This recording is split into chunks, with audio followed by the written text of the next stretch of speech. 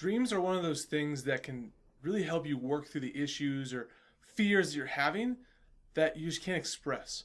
And sometimes those dreams just tend to stick with you.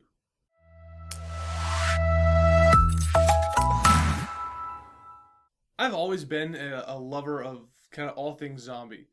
Something about the just freedom of society, the lack of social pressure, and kind of just the anarchy of it is kind of appealing, especially during times in my life when I felt like I was stuck or I was struggling with whatever goal I was working on. That idea of just pure freedom was really enticing.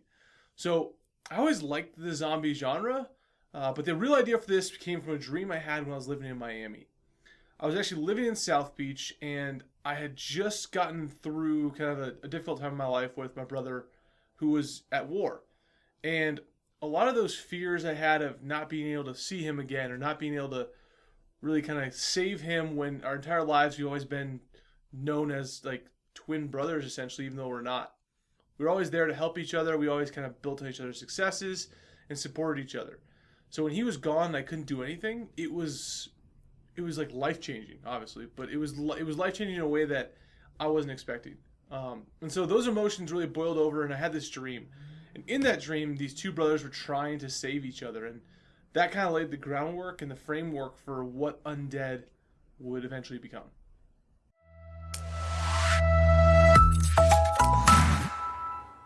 So the structure of Undead actually has like two main themes that it relies on. Now, when you think about trying to survive, there's usually the fight or the flight instinct, right? You hear about that in evolution, either fight or flight. That's why some animals adapt to grow bigger claws and bigger teeth, while others adapt to be crazy fast or, camouflage into their environments. So I wanted to embody one of those personalities in each character. There's the fight, which in this case really sticks with Joe, who has military background, and the flight for Kurt, who has a more of a running background. And so they're both surviving and kind of struggling to, stay alive in this zombie apocalypse, but each of them are really embodying either the fight or the flight instinct. Now, there's other characters you see that kind of embody pieces of both, and hopefully throughout the book you can kind of pick up on that. The other structure issue that, I kind of wanted to point out is what comes with an apocalypse, right? We always hear about the end of the world or the end of times, and in many cases it ties to biblical themes. So this book was really built on the idea of tying to the 7 deadly sins. Now you see humanity actually commit or perpetrate, all these 7 deadly sins. I mean, the first of which really starts out with sloth, or the attempt to eradicate laziness from society, which kind of kicks the whole thing off and really starts the zombie apocalypse. Now, as you go through the book, you go through sloth, you go through lust, you go through wrath, and all the other ones in between.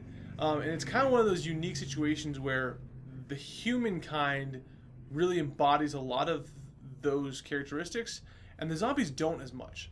The zombies, because of what's happened to them, really are just back to being primal creatures whose only goal is feed for survival.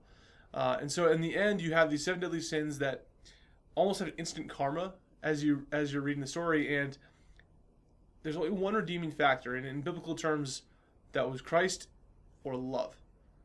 So that's kind of what this book follows, is the 7 deadly sins, with the last being a redeeming factor of love.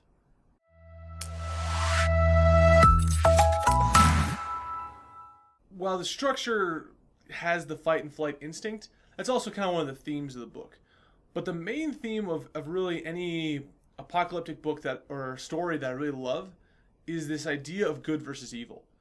Right? When you're completely free to be whatever you want to be, there's no societal pressures, there's no police, there's pure freedom. What kind of person are you going to be? That's the real question that when I moved to Miami, I actually had that same feeling. I grew up in a small town in northern Colorado and had always been around my parents and my brother and close friends I've had since kindergarten. So I kind of had settled into a role that I didn't really ever feel comfortable stepping out of. So when I moved to South Beach, Miami, and knew no one there, I had pure freedom. I could be whoever or whatever I wanted. So my question to myself was, what will that be? Now, I got sucked into the fitness industry and getting into CrossFit and working out all the time. as well as getting into creative pursuits such as writing Undead. So for me, that was my freedom. Now, in this Undead paradise, or hell, if you will, the choice really is kind of a little bit more stark. Most people have some level of freedom, so they'll choose to change their hair color or eat a certain way or whatever it might be. But in Undead, apocalypse, you really have complete and utter chaos. So because of that, complete and utter freedom. So in this book, you tend to see a theme of good versus evil, of corrupt versus pure, or positive motivations versus negative motivations. And the goal is kind of, in this terrible environment, you see the pure sides of mankind. You see some of these people that might be more aggressive and more dangerous, they might survive easier. But those that are good and still make it, the warrior poets, if you will, maybe in the end they win out. So it's really the theme going back and forth between that is my personal optimism does leak into the book, where you kind of see this battle of good versus evil.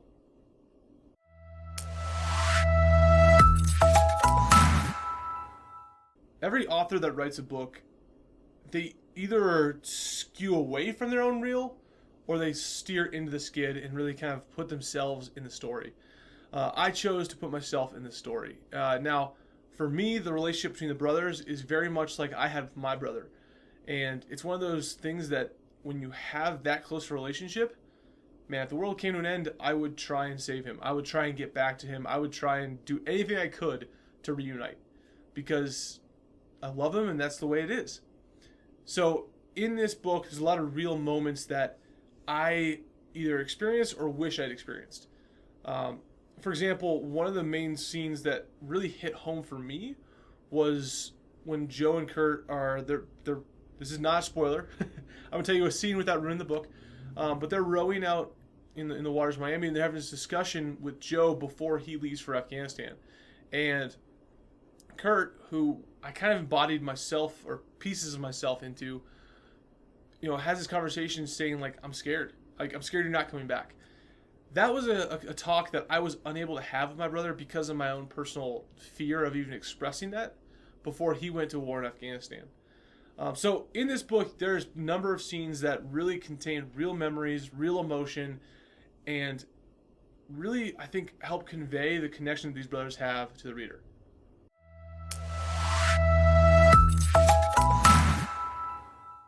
This book is one of those ones that doesn't focus on the horror.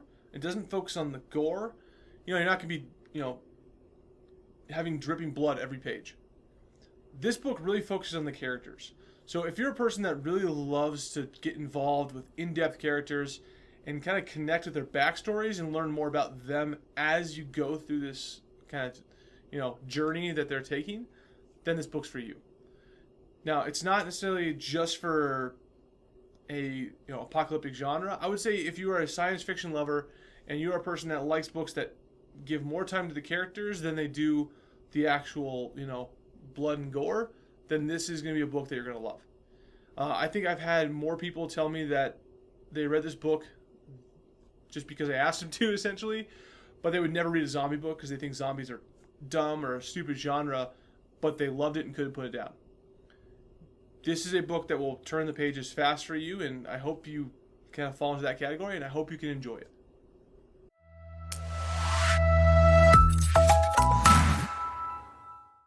Undead, and also the 3 smaller books that make up the Undead trilogy.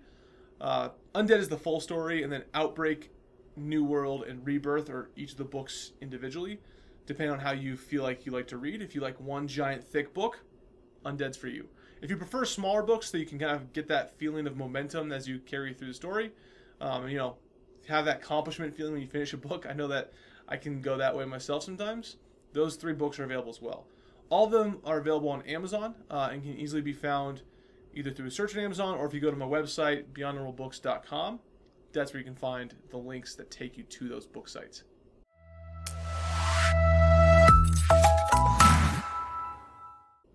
I'm available on Instagram, Pinterest, this obviously YouTube channel, and on my newsletter.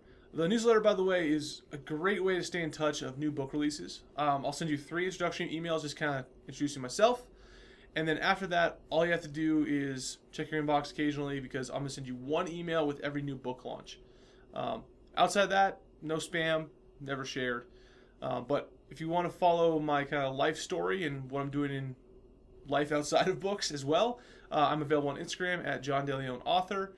The YouTube channel here, I'm available on Facebook, which will basically be kind of a reposting of this YouTube channel, as well as some other blog posts. And on Pinterest, if you want to kind of track my author journey or see the inspiration behind these books. Anyways, thanks for watching, and hopefully thanks for reading. My name is Jon DeLeon, and this has been about Undead.